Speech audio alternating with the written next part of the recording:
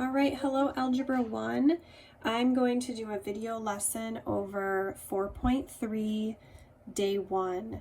Today's notes are on page 8.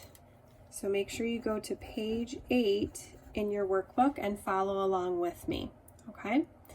What we're going to start doing as of today is we are going to start writing an equation of a line, okay? Writing an equation of a line.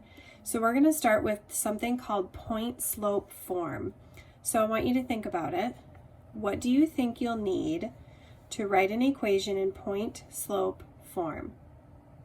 The answer is you're going to need a point. We'll call it x1, comma y1.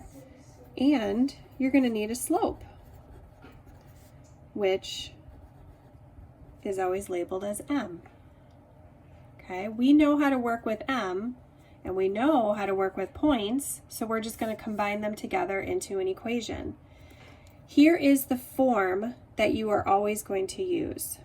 Y minus y1 equals m times x minus x1.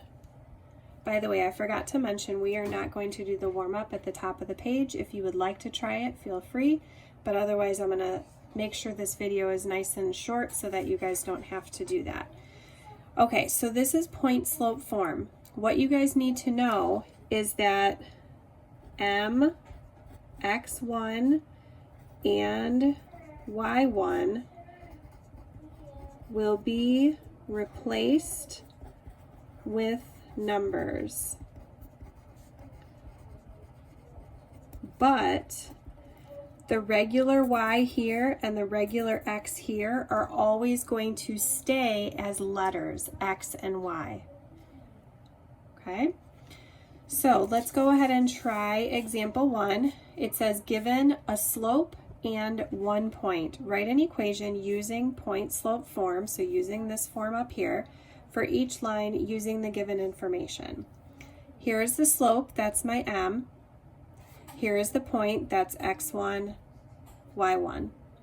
So I'm going to take these three numbers and I'm going to replace it with the y1, the m, and the x1 at the top. So here we go. Y minus, write down the minus, and then comes the y1, which is 6. So you guys, even though we have a positive 6 here, it's minus 6 because that's what the formula looks like. The formula has minus in it. Equals, m is next, which happens to be 1. And then open parentheses, the x stays as a variable, bring down the minus, and then x1 happens to be the 4.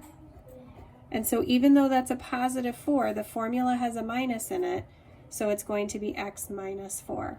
That is your answer. That is an equation of a line in point-slope form. Okay, let's try part B. This is m, this is x1, this is y1.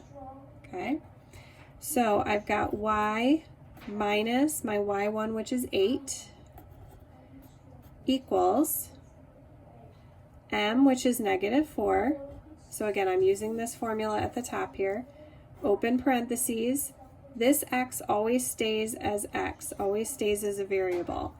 And then bring down the minus, but watch carefully here. I now have to plug x1, which is negative 2, into the formula. Do we see the double negative? I avoided doing parentheses because we already have parentheses and I didn't want it to look too busy. Never ever leave your answer like that. Always fix it. We know a double negative is a plus, so we're going to write it as x plus 2. Sorry, I didn't leave a whole lot of room there. I should have given myself some more space. So my answer here was both negatives because my points, my values were positive, but over here the 8 was positive, so that's minus in the formula, and the negative 2 was negative, and that became plus in the formula. So it's kind of a nice rule of thumb. If your points are negative, it's going to be plus. If your point is positive, it's going to be minus. It'll always be the opposite sign. So let's try it with part C. All right, so I've got y minus my y1, which is -2. And then we have m, which is 1/2, open parentheses. And now I do x minus my x1, which is 3.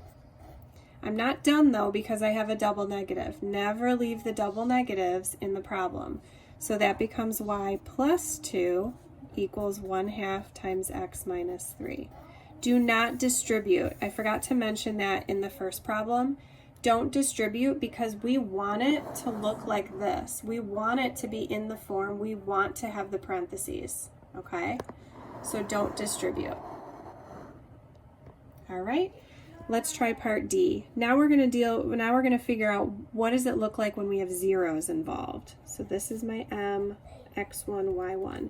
So here we go. I have y minus my 2 equals my m, which is 2/3, open parentheses, x minus 0.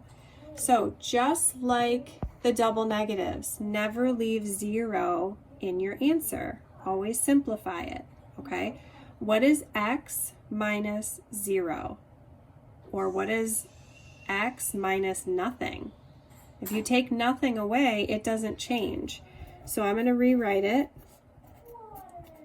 with just the x. The 0 goes away. Okay? All right, now what does it look like if the slope is 0?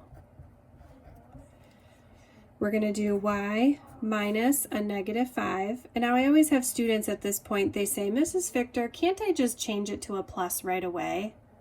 Absolutely. Don't feel like you have to rewrite it. If you're already getting comfortable with the fact that it's going to be minus a negative, go ahead and just start writing it as a plus so that you don't have to rewrite it. Okay? Equals my slope, which is 0, times x minus my 2. Now, if I were to distribute the 0, I know I told you not to distribute, but this is a special case where we have 0 involved. This 0 is being multiplied by everything over here. What is 0 times something else? 0, right?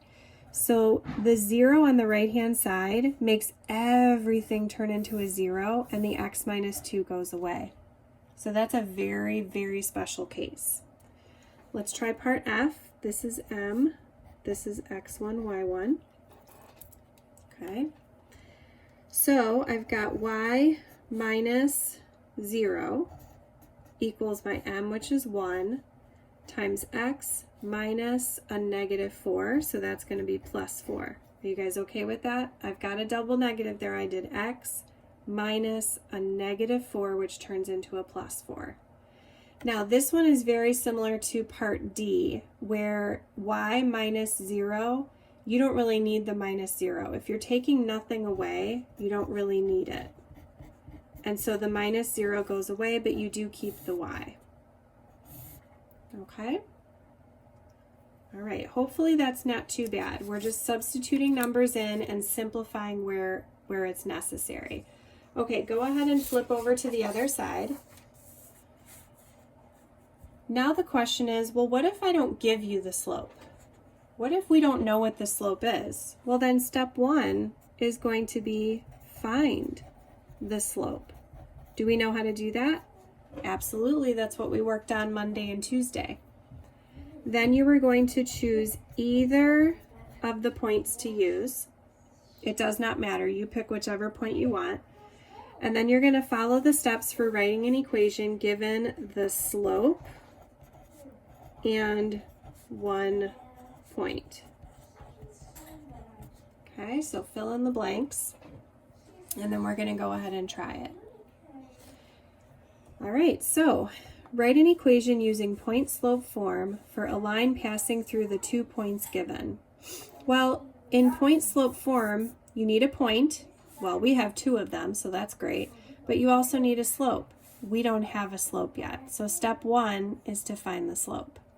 So x1, y1, x2, y2. Let's label the points, and we're going to find the slope using the slope formula. M equals y2 minus y1 all over x2 minus x1.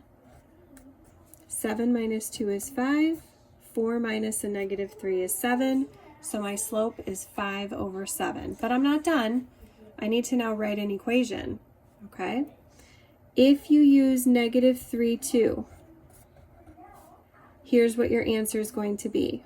Y minus 2, this 2 here, equals my slope, m, times x minus a negative 3, which is going to make that a plus 3.